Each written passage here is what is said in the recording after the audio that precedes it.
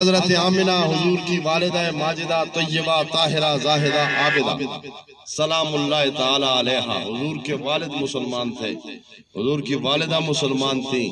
حضور کے والد پھر والد کے والد پھر ان کے والد پھر ان کے دادا ان کے پردادا ان کے پردادا، یہ سلسلہ حضرت آدم علیہ السلام تک۔ اس پوری لڑی میں پورے شجرے میں کوئی ایک بندہ کسی زمانے میں بھی ایسا نہیں گزرا جو بت پرست ہو، کافر ہو، مسلمان نہ ہو۔ جہاں سے حضور کا نور گزرتا گیا ان تمام لوگوں کو ایمان کی دولت سے سرفراز کرتا گیا۔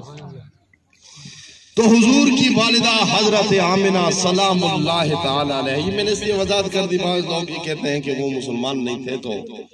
ہم یہ کہتے ہیں حضور کے والدین کی کیا بات ہے، حضور کے دادا پردادا حضرت آدم تک اس پورے شجرے میں کسی زمانے میں بھی لوگ بت پرستی میں مبتلا رہے، برائیوں میں مبتلا رہے، لیکن حضور کے آباء و اجداد ہر زمانے میں لوگوں سے ایک ممتاز ایک بلند مقام رکھتے تھے، اور کوئی بندہ بھی کبھی کافر نہیں گزرا، بت پرست نہیں گزرا، برائیوں میں بدکاریوں میں ملوث نہیں رہا، شراب نوشی میں ملوث نہیں رہا۔ یہ حضور کا فیضان تھا۔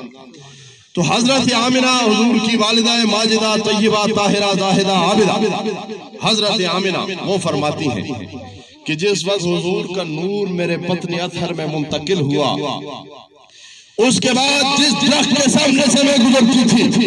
یا جس پتھر کے سامنے سے میں گزرتی تھی، جس درخت کے سامنے سے گزرتی درخت کہتا السلام علیکم یا ام رسول اللہ، اے رسول کی والدہ تم پر سلام نازل ہو۔